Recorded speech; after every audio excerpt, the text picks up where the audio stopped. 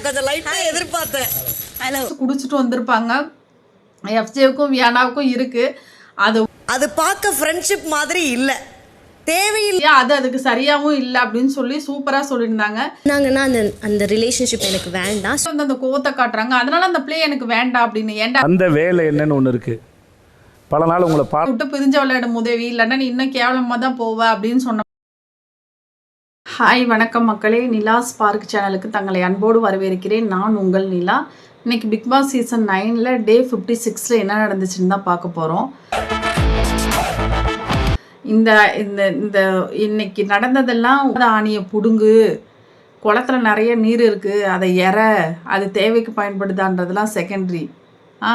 இல்லாத ஒரு விஷயத்த மேக் பண்ணி இப்படி பேசுறது, இது இவங்களுக்கு கண்டென்ட்டே இல்லை லாஸ்ட் வீக் அப்படின்னா பார்வதி வச்சு ப்ளே பண்ணலான்னு பார்த்தானுங்க உள்ள. அது ஒன்றும் நடக்கலை. கண்டென்ட் இல்லைன்றதுனால நம்மளாம் ஒன்று மேக் பண்ணி ஒன்று பண்ணுவோம். கொசு கடிச்சதுன்னு இப்படி எடுத்தேன் சார், ரத்தம் வந்துச்சு, அதனால போய் ஃபுல்லாக நான் உன்னை திட்டுற மாதிரி திட்டுறேன், கிள்ற பிள்ளையும் கிள்ளி விட்டு தொட்டிலையும் ஆட்டி விடுற இது மாதிரி இருந்துச்சு நேற்று நடந்த விஷயங்கள்லாம். இன்றைக்கி பார்த்தோம்னா என்ன நடக்கிறதுன்னு தெரில, எப்படி ஷோவை ஓட்டுறதுன்னு தெரில, ஏதாவது ஒன்று பண்ணணுமேன்னு சொல்லிட்டு இல்லாத ஒரு பிரச்சனையை மேக் பண்ணி இல்லாத ஒரு விஷயத்த பயங்கரமாக க்ரியேட் பண்ண மாதிரி தான் இருந்துச்சு. இந்த ஐடியா கூட பிக் பாஸ் டீமுக்கோ அவங்களால இல்லை சேது சாருக்கோ மேக் பண்ண முடியாமல் ஹவுஸ்மேட்ஸ் எஸ்டர்டே வந்து பேசிகிட்டு இருந்தாங்க, ஃப்ரைடே வந்து பேசிகிட்டு இருந்தாங்க. நம்ம வந்து வெளியில் போய் யார்கிட்டலாம் உறவை வந்து தொடரக்கூடாது அப்படின்றத பேசிகிட்டு இருந்தாங்க. அதில் பார்வதி தான் அசிஷுவல் எடுத்து வச்சு அன்பு கேங் வந்து விக்கல்ஸ் விக்ரம், கனி, எஃப்ஜே, வியானா இவங்கெல்லாம் வந்து நான் வந்து வெளியில் போனோன்னா ஹாய் பாயோட நிறுத்திப்பேன்னு சொல்லிட்டு விக்கல்ஸ் விக்ரம் என்னடே அவன் இன்னும் திருந்தல மாமா. எஃப்ஜே நான் நம்பர் கூட கொடுக்க மாட்டேன், உன்ட்ட யார் இப்போ நம்பர் வாங்குறன்றது. பாரு நடந்து போனாலே எங்கே விழுந்துட மாட்டாளான்னு அவ்வளோ ஈவில் பவர் வெளில வருதாமா விக்கல்ஸ் விக்ரமுக்கு.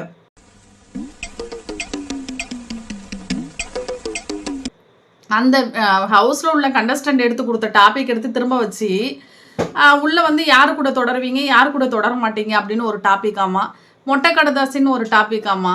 இந்த மொட்டை கடதாசி லாஸ்ட் டைம் எழுதும் போதே ஒன்றுத்தையும் எழுதி கிழிக்கல.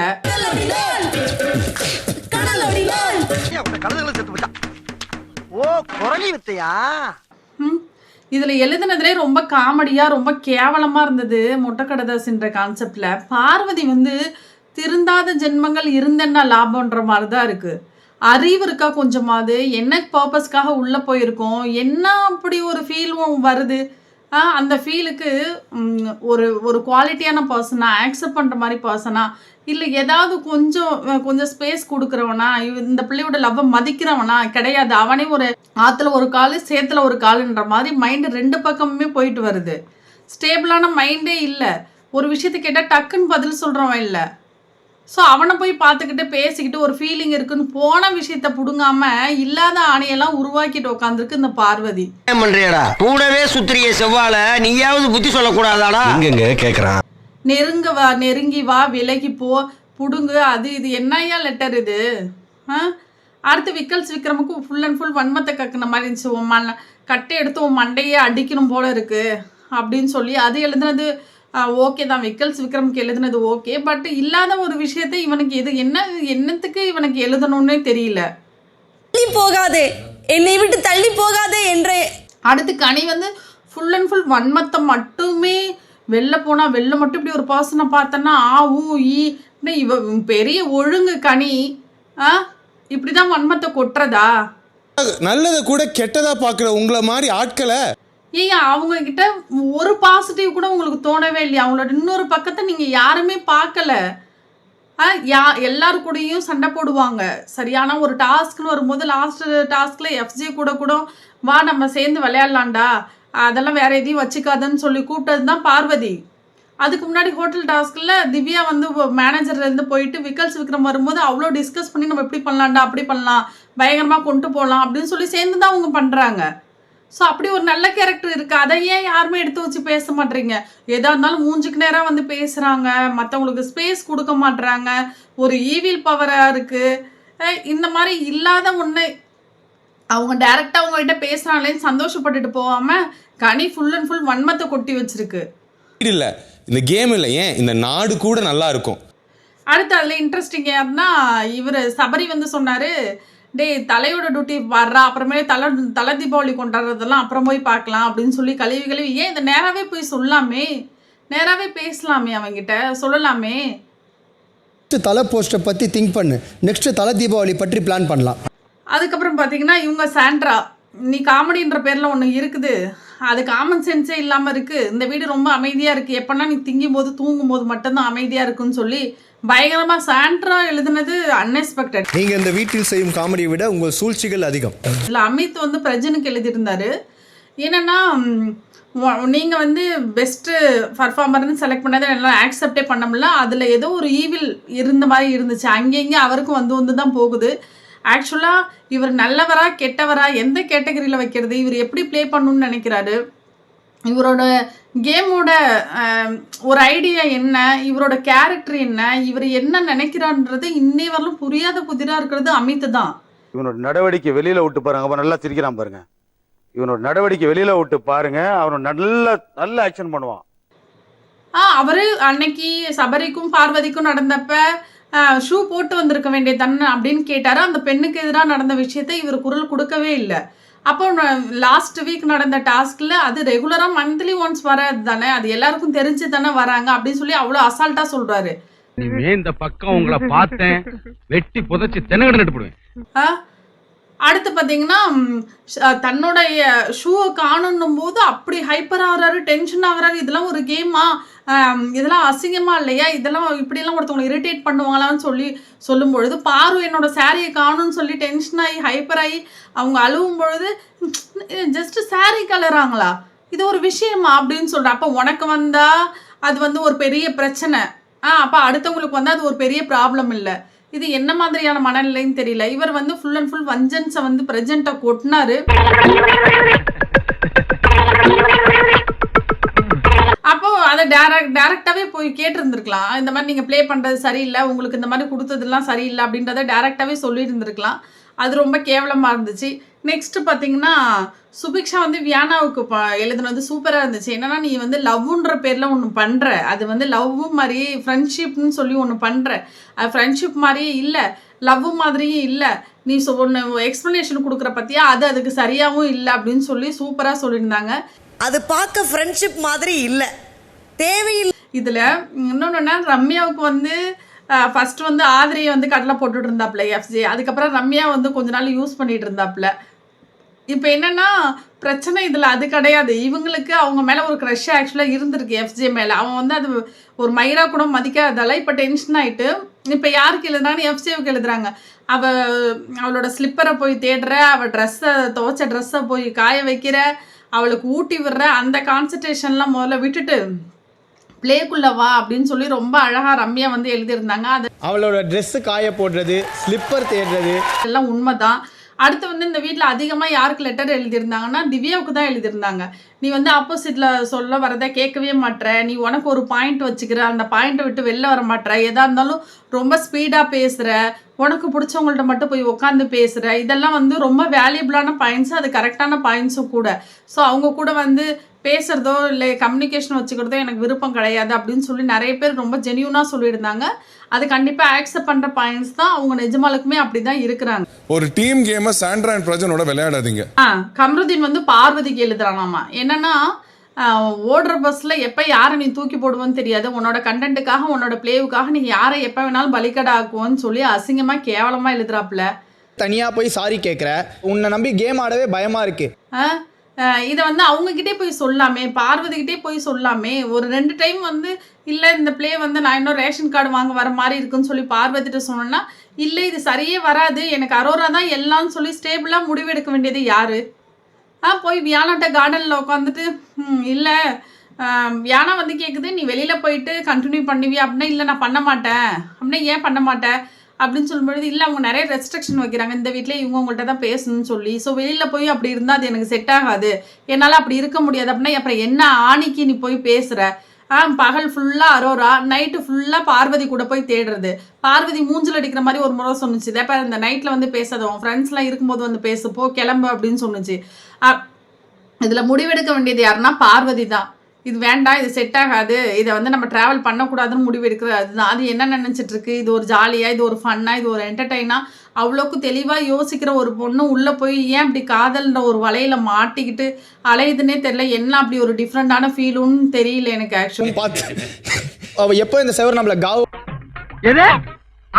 நீதான்டா குரு குரு குரு குருன்னு பாக்குற. அந்த ஸ்டூடெண்ட் அப்படின்றத கடந்து ஒரு விக்கல்ஸ் விக்ரமாவே உள்ள அவதாரம் எடுத்து வந்து அவங்க பார்வதி வந்து டாஸ்கில் வச்சு செஞ்சது, அதை கிரெடிட்ஸ்லாம் நான் திருடுறேன் அப்படின்னு ஒரு கேவலமான ஒரு ப்ளே பண்ணது.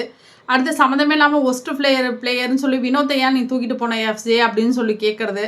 இன்னொன்று வந்து இந்த வியானாவும் எஃப்சியும் பண்ணுற அலப்பறைகள் இப்படிலாம் பண்ணாதீங்க, இதெல்லாம் கேமுக்கு நல்லா இல்லைன்னு சொல்லி கொஞ்சம் கொஞ்சம் சொல்லி இருந்திருக்கலாம் டைரெக்டாகவே. பட் வியானாட்ட சொன்ன மாதிரி எஃப்சிட்டையும் சொல்லி இருந்திருக்கலாம். பட் எல்லாமே இன்டெரக்டாக ஹேண்டில் பண்ண மாதிரி தான் இருந்துச்சு. பஸ்ஸு கடையில் தூக்கி போடுற அந்த கேம் விட்டு வெளியே வந்தா நல்லா. என்னையா ஓவரா பேசுறான தவிர பாம்ப வெளியே விட மாட்டேங்கிறானையா. இதில் மிகப்பெரிய முட்டாள் யார் அப்படின்னா பார்வதி தான். அதை பற்றி என்னத்த சொல்கிறதுன்னு தெரில. ஏதாவது ஒன்று ஓப்பனாக பேசுவாங்க, நல்லா ஓப்பனாகவே அது பேசும். வரக்கூடிய விமர்சனங்களையும் ஆக்செப்ட் பண்ணியே ஆகணும். அதை ஆக்செப்ட் பண்ணணும், ப்ளஸ் அதை எடுத்து நெக்ஸ்ட் டைமில் வந்து அந்த மாதிரி நடக்காமல் பார்த்துக்கணும். இதெல்லாம் அவங்க தான் எல்லாமே பண்ணிக்கணும். பார்ப்போம் வரக்கூடிய நாட்களில் அவங்க என்ன பண்ணுறாங்கன்றதை பார்ப்போம். அடுத்து பார்த்திங்கன்னா ஒரு குறும்படம் போட்டாங்க. இது ஃபுல் அண்ட் ஃபுல் வந்து ஃபன் மோடாக நினச்சவங்க போட்டாங்க. குறும்படம் கேவலமாக தான் இருந்துச்சு. இந்த இடத்துல தேவையில்லாமல் இந்த ஆணி இப்போது இந்த இடத்துல இருக்கணுமா அப்படின்ற மாதிரி தான் இருந்துச்சு. அவங்களுக்கு சமைக்க தெரிலன்றது எல்லாருக்குமே தெரிஞ்சது தான். ஏதோ அதையும் வச்சு ஏதோ பசி ஆடுற மாதிரி போட்டாங்கல்ல. இதில் அறுசுவை உணவு நீங்கள் ஏதாவது கொடுக்குறீங்களா? அப்போ அவங்க இருக்கிறத வச்சு போட்டாங்களேன்னு நினைக்கணும். ஓகே, அது வந்து இந்த கடலை மாவு போட்டதெல்லாம் ஒரு மாதிரி கொஞ்சம் ஃபன்னாக தான் இருந்துச்சு, இல்லைன்னா சொல்லலை. பட்டு இந்த சைடு காட்டுற நீங்கள் அந்த சைடு பார்வதி பரவாயில்ல, இவ்வளோ சுச்சுவேஷன்லேயும் நீ எடுத்து பயங்கரமாக பண்ணுன்னு சொல்லியிருந்துருக்கலாம். ஏன் சொல்லவே இல்லை? அவங்கள பாராட்டவே இல்லை. ஏன்னா சேது சார் வந்து மறந்துருப்பார், டைம் இல்லைல்ல அவருக்கு. நான் கொஞ்சம் மறந்துருப்பாருன்னு நினைக்கிறேன். நம்ம கிண்டுறதில்ல, நம்ம தான் நல்லா கிண்டுவோம். அப்புறம் யார் கூட உறவு துண்டிக்கணும், யாரு கூட நீடிக்கணும் அப்படின்னு சொல்லும்பொழுது ரம்யா வந்து சம்மந்தமே இல்லாமல் பார்வதியை கூட வந்து நான் வந்து நீடிக்கணும்னு சொன்னது தான். கனி கூட துண்டிக்கணுமா? அப்போது இது வரலாம் அவங்க உள்ளே எதுக்கு வந்தாங்கன்னா நான் வந்து பாசமாக ஒரு ஃபேமிலியாக இருக்க போகிறேன்னு வந்தாங்க. அது வந்து இங்கே எடுபடலை. இப்போ அடுத்து வந்து நான் வேறு ஒரு பிளே இன்வெர்ட்லாம் யார் கூட பேச மாட்டேன், நீங்கள் நினச்ச மாதிரி நான் வந்து தனியாக விளையாட போகிற மக்களே பாருங்க அப்படின்னு சொல்லி அந்த பண்ண மாதிரி தான் இருந்துச்சு. அதுக்கு முழுவதும் ஏதோ ஒரு சம்திங் அதில் சபரியே ஷாக் ஆகிட்டார். இன்னும் பொண்ணு சொல்லணும்னா இவங்க ஷாக் ஆகிட்டாங்க. யார் பார்வதியே ஷாக் ஆகிட்டேன்னா நம்ம கூட நம்மளை எங்கே இந்த சந்தையில் இழுத்து விட போகிறான்னு தெரியலையே அப்படின்ற மாதிரி. ஆமாம், ஓகே. நம்ம கண்ட காட்சி உண்மைதானா தான் இருந்துச்சு. அடுத்து பார்த்திங்கன்னா திவ்யா வந்து கம்ருதீன் கூட வந்து துண்டிக்கணுமா, பிரஜன் கூட வந்து நீடிக்கணும் அப்படின்னு சொன்னாங்க. ஆனால் பிரஜன் வந்து பார்த்திங்கன்னா இன்டெரக்டாக உன் கூடலாம் நீடிக்க வேண்டாம்னு லெட்டர் எழுதுனது மொட்டை கடதாசி போட்டது பிரஜன் தான். அப்போ பிரஜன் திரும்ப நீ யாரு கூட நீடிக்கணும்னா நான் திவ்யா கூட நீடிக்கணும், சாண்ட்ரா கூட வந்து இருக்கக்கூடாதுன்னு நான் நினைக்கிறேன், ப்ளே கேம்லேருந்து நான் துண்டிக்கணும்னு நினைக்கிறேன் அப்படின்னு சொன்ன மாதிரி இருந்துச்சு. அந்த புஷ் நானாக இருந்துட்டு போகிறேன், ஸோ நீடிக்கணும்னு தோணுது சார், இதை அவனுக்கு கொடுக்குறேன். அப்புறம் எஃப்ஜே வந்து பார்த்திங்கன்னா பாரு கூட வந்து நான் துண்டிக்கணும், ஏன்னா அது வந்து ஃபன்னாவோ இல்லை ஆக்செப்ட் பண்ணுற மாதிரி இல்லை, அவளோட கேம் வந்து எனக்கு பிடிக்கல, அதனால் நான் வந்து துண்டிக்கணும்னு சொல்கிறேன். இவர் வந்து கானா வினோத் வந்து நிறைய விஷயங்கள் வந்து சொல்கிறாராம், அதனால் அவர் கூட வந்து நீடிக்கணும் அப்படின்னு சொன்னிச்சுங்க. அடுத்து சுபிக்ஷா வந்து எப்போதும் போல் நான் வியானாவை வந்து துண்டிக்கிறேன், ஏன்னா அவன் வந்து சரி கிடையாது, ஒழுங்காக ப்ளே பண்ணுறதில்ல, அவளோட கான்சன்ட்ரேஷன்லாம் மாறி போச்சு, அதனால் நான் வெளியில் போய் எதாக இருந்தாலும் பார்த்துக்கிறேன், அந்த ஃப்ரெண்ட்ஷிப் இருந்துச்சுன்னா கண்டிப்பா அது எங்க அப்படின்னு சொல்லி அது சொன்னாச்சு. அது விக்ரம், ஏன்னா விக்ரம் தானே அப்புறம் ஊதிட்டு அழிஞ்சிச்சு. இப்போ என்னன்னு தெரியல, கொஞ்ச நாளாவே இப்போ விக்ரம் கூட தான் சுத்திட்டு இருக்கு. பார்ப்போம் எங்க என்ன நடக்க போகுதுன்றதை பார்ப்போம். ஆனால் தேவைக்கு கரெக்டாக எல்லாரையும் பயன்படுத்திக்குது, அது மட்டும் நல்லா தெரியுது. அடுத்து கனி வந்து ரம்யா வந்து கனி சொன்னிச்சான், அதனால் கனி வந்து ரம்யா எனக்கு தேவை கிடையாது, நான் வந்து ஒரு நல்ல ஒரு மனப்பான்மையோட தான் பழகின பேசினேன், அது அவங்களுக்கு டிஸ்டர்பாக இருக்குன்ற பட்சத்தில் எனக்கு தேவை கிடையாது அப்படின்னு சொல்லி இது சொல்லுதாம்மா கனி. அப்படின்னு சொன்னா ஹர்ட் ஆயிடுவாங்களோ அப்படின்றதுனாலே நான் சொல்லாம இருந்திருக்கேன். அடுத்து வந்து விக்ரம் கூட தான் எப்பொழுதுமே சேர்ந்து ட்ராவல் பண்ணுமா, அவன் யார் நீ யார் எஃப்ஜே யாருன்றதெல்லாம் எங்களுக்கு நல்லாவே தெரியும். அடுத்து வினோத் வந்து திவ்யாவை வந்து கட் பண்ணணும், எஃப்ஜே கூட வந்து கண்டினியூ பண்ணணும் அப்படின்னு சொல்லி சொன்னார். சபரி வந்து பார்த்திங்கன்னா ரம்யா கூட வந்து திரும்ப நான் அகெயின் கண்டினியூ பண்ணுறேன்.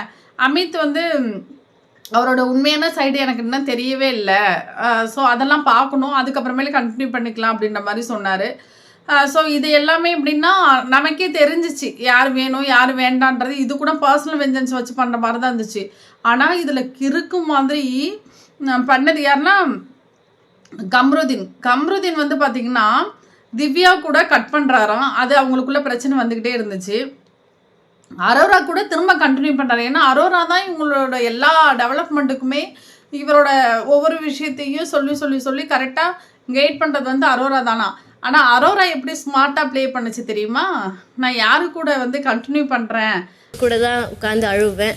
So he's my comfort zone. So Aurora வந்து பாரு கூட வந்து ஃபுல் அண்ட் ஃபுல் துண்டிக்குதாமா, தேவையே இல்லையா அவங்களோடது. ஆனால் பார்வதி லூசு மாதிரி, ஏன்னா அரோரா மீடியேட்டராக இருக்கிறதால அவங்க கூட நான் ஜேர்னி பண்ணணும்னு நினைக்கிறேன்னு சொல்லி இது கூட வந்து பண்ணுதுங்க. அதாவது அரோராவுக்கு வந்து கட்டுதுங்க பார்வதி, நான் ரிலேஷன்ஷிப்பை கண்டினியூ பண்ணணுன்னு. என்ன ஒரு மகா மட்டமான பிளேவாக இருக்குது. யோசிக்குமா, அறிவு இருக்குமா இருக்காதா, என் கம்ருதீனுக்கு ஒரு மீடியேட்டராக இருக்கும் அப்படின்னு. ஆனால் இது வந்து நான் துண்டிக்கிறேன்றதுக்கு ரொம்ப அழகாக சொன்னுச்சு. கம்ருதீன் கூட நல்லா பேசினா என்கிட்ட பேசுகிறாங்க, அவன் கூட ஏதாவது பிரச்சனைனா உடனே என்கிட்ட வந்து அந்த கோவத்தை காட்டுறாங்க. அதனால அந்த பிளே எனக்கு வேண்டாம் அப்படின்னு. ஏண்டாங்கன்னா அந்த ரிலேஷன்ஷிப் எனக்கு வேண்டாம். 2 வாரத்தில் வெளில போக வேண்டிய நாதரியை உள்ளே வச்சு இப்போ நல்லா ப்ளேவை கற்றுக்கிட்டு பாயிண்ட்ஸை கரெக்டாக எடுத்து வச்சு பயங்கரமாக ப்ளே பண்ண ஆரம்பிச்சிருச்சு. ஐயோ என்ன சொல்கிறதுனே தெரியல. இவ்வளோ நாள் இருந்ததுனால நல்லா ஸ்மார்ட்டாக பயங்கரமாக அது கற்றுக்குச்சு அரோரா. பயங்கரமான பாய்சன் பாட்டில் ஆக்சுவலாக.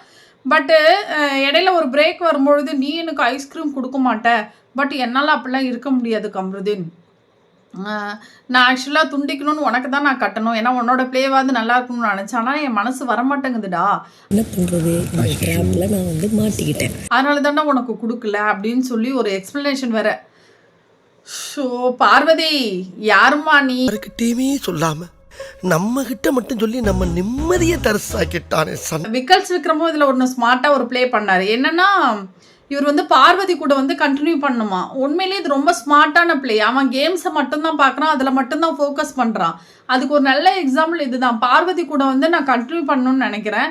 ஏன்னா நிறைய விஷயம் வந்து இதை வந்து ஒரு ஃப்ரெண்ட்ஷிப்பாக மாறிடக்கூடாது, பட் அவங்க கூட வந்து நான் வந்து கண்டினியூ பண்ணணும்னு நினைக்கிறேன். ஆனால் வந்து அவளோட ப்ளே வந்து ரொம்ப பெஸ்ட்டு ப்ளேவாக இருக்குது அப்படின்னு சொல்லி சொன்னாங்க. அப்படின்னு சொல்லி விக்கல்ஸ் விக்ரம் சொன்னார். அது வந்து ரொம்ப பாராட்டக்கூடிய விஷயந்தான் ஆக்சுவலாக சீரியஸாக. அந்த மாதிரி யார்கிட்டேருந்து துண்டிக்கிறேன்னா நான் வந்து சாண்ட்ராட்டேருந்து துண்டிக்கிறேன் அப்படின்னு சொல்லி சொன்னார். ஆனால் அரோரா வந்து நான் விக்கல்ஸ் விக்ரம் இருக்காங்கல்ல அவங்கள கூட வந்து நான் கண்டினியூ பண்ணணும்னு நினைக்கிறேன் அப்படின்னு எவ்வளோ ஸ்மார்ட்டான ப்ளே தெரியுங்களா. பயங்கரமான ஸ்மார்ட்டான பொண்ணு அரோரா சீரியஸாக. அது உள்ளே இருக்கிறது எல்லாரையுமே ப்ளே பண்ணி ஆல்ரெடி துஷாத் அனுப்பிச்சு இடையில வந்து நல்லா பேசிட்டு வா முத்தம் கொடுப்போம் அப்படின்லாம் சொல்லி கண்ணாடி கிளாஸ் வழியாக முத்தம் கொடுத்துட்டு இவரை திவாகரை அனுப்பிச்சு. இப்போ அடுத்து யார் கம்ருதீன் அனுப்புறதுக்கு ரெடி ஆகிடுச்சு அப்படின்னு தான் சொல்லணும். உனக்கு உண்மை தெரிஞ்சு போச்சு, உன்னை விடக்கூடாது, இன்னொரு பாயாசத்தை போட்டுற வேண்டியது. ஸோ அப்புறமேல அமித்துக்கு எப்போதும் போல் வந்து வார்னிங், இந்த மாதிரி மாதம் வர்றது தானே அப்படின்னு சொல்லிலாம் பேசாதீங்க, உங்களுக்கு வந்தால் ஒன்றா அடுத்தவங்களுக்கு வந்தால் ஒன்றா அப்படின்னு சொல்லி சார் வந்து வார்னிங் கொடுத்தாங்க. அடுத்து வந்து வியானா வந்து அதான் சேவ் பண்ணுறதில்ல. லாஸ்ட்டாக வியானா இருக்கும்போது நீ தனியாக விளையாட இவ்வளோ நாள் எவ்வளோ சூப்பராக ஸ்மார்ட்டாக விளையாண்டுட்டு இருந்த, இப்போ என்ன ஒரு மாதிரி ப்ளே பண்ணுறாத, எஃப்ஜே விட்டு பிரிஞ்ச விளையாடும் உதவி இல்லைன்னா நீ இன்னும் கேவலமாக தான் போவ அப்படின்னு சொன்ன அந்த வேலை என்னன்னு ஒன்று இருக்குது. பல நாள் உங்களை மாதிரி இருந்துச்சு. அப்புறம் வந்து இதில் ரொம்ப சர்ப்ரைஸான ஒரு விஷயம் என்னென்னா லாஸ்ட்டாக ஆதிரை வந்து என்ட்ரானது தான். ஸோ இந்த வாரம் ஒரு சம்பவம் இருக்குது, யாருக்கும் கிடைக்காத ஒரு நல்ல வாய்ப்பு வந்து ஆதிரைக்கு கிடைச்சிருக்கு. ப்ளஸ் இவ்வளோ நாள் மோர் தென் 55 டேஸ் வரலும் வெளில இருந்து நல்லா பார்த்து ஃபுல்லாக அனலைஸ் பண்ணி நல்லா கரைச்சி குடிச்சிட்டு வந்திருப்பாங்க. எஃப்ஜேவுக்கும் வியானாவுக்கும் இருக்குது. அது இதை நான் கொஞ்சம் லைட்டாக எதிர்பார்த்தேன். உள்ளே வந்தோடனே ஷாக் ஆனதை பார்க்கணுமே. அது கூட இல்லைங்க, உடனே வியானாவும் இவங்களும் போய் உட்காந்து பேசுகிறாங்களாம்.